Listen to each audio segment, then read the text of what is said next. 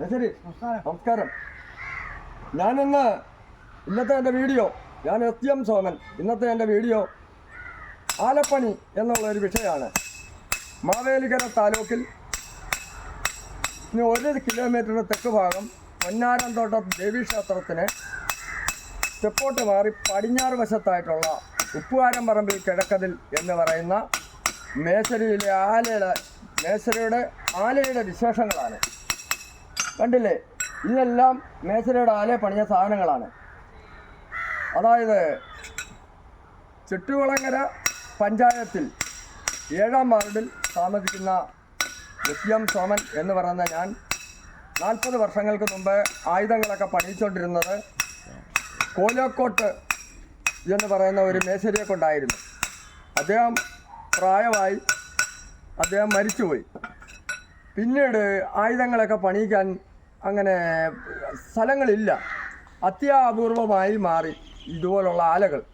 ദൂരെ കരുനാഗപ്പള്ളിയിലും അവിടെ ഇവിടെയൊക്കെയാണ് ഞാനിത് പണിയിച്ചുകൊണ്ടിരുന്നത്.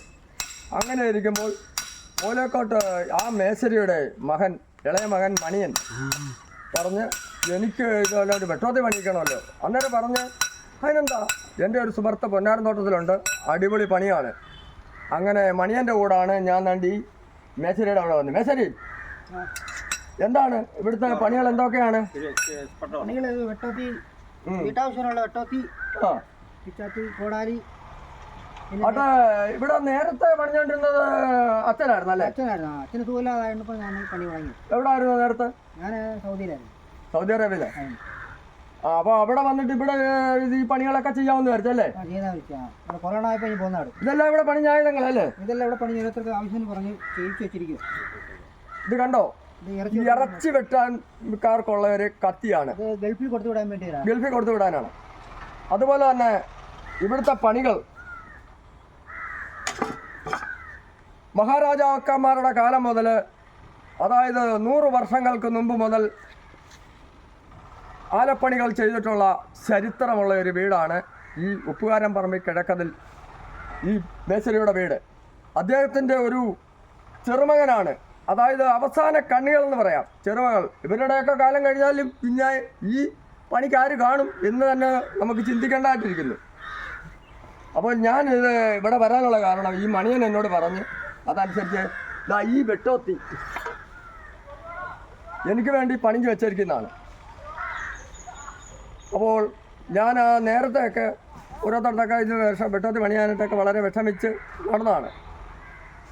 രാജാക്കന്മാർക്ക് വാളുകൾ മുതൽ രാജ കുടുംബങ്ങൾക്കുള്ള എല്ലാ വീട്ടുപകരണങ്ങളും, അതുപോലെ തന്നെ പണ്ട് കാലത്ത് ഈ കൊയ്ത്തുമിതികളുള്ള കാലത്തുള്ള അരിവാളുകൾ, അതുപോലെ തന്നെ തടിവെട്ടുകാർക്കുള്ള കോടാലി, മഴു, പിച്ചാത്തി, വെട്ടോത്തി, ഇതെല്ലാം പണ്ട് കാലത്ത് ഇതുപോലുള്ള ആലകളിലായിരുന്നു ഇത് പണിഞ്ഞുകൊണ്ടിരുന്നത്.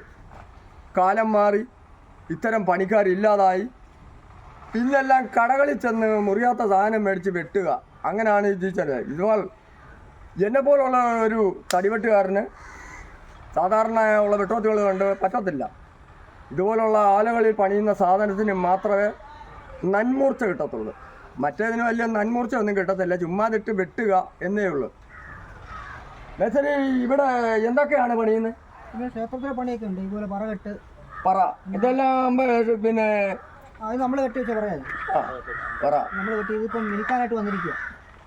കണ്ടോ, അതിമനോഹരമായ ഒരു പറ ഈ മേശരി കെട്ടിയതാണ്.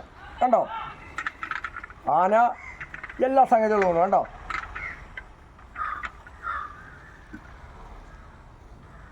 അതായത് ഇതാ പണ്ട് കാലത്തെ ഒല, ഇത് കണ്ടോ, ഒല അല്ലേ?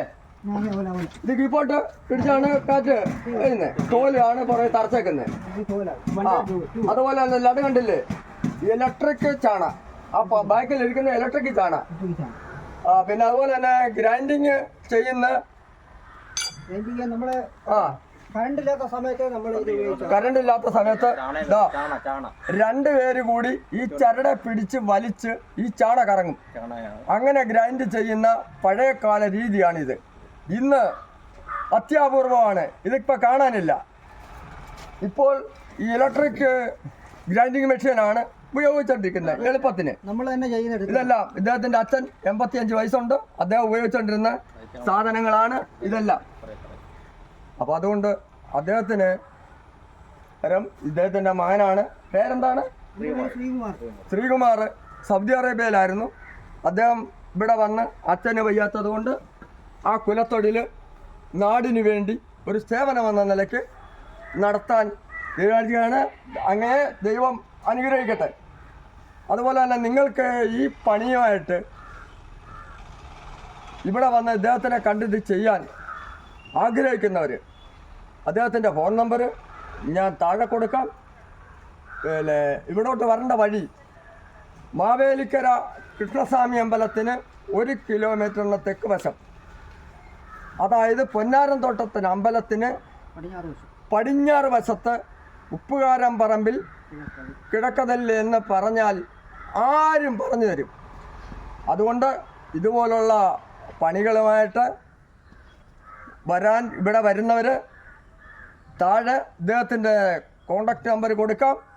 പ്രേക്ഷകർ ഇതുപോലുള്ള അറിവുകളുമായി വീണ്ടും കാണാം. ബായ്.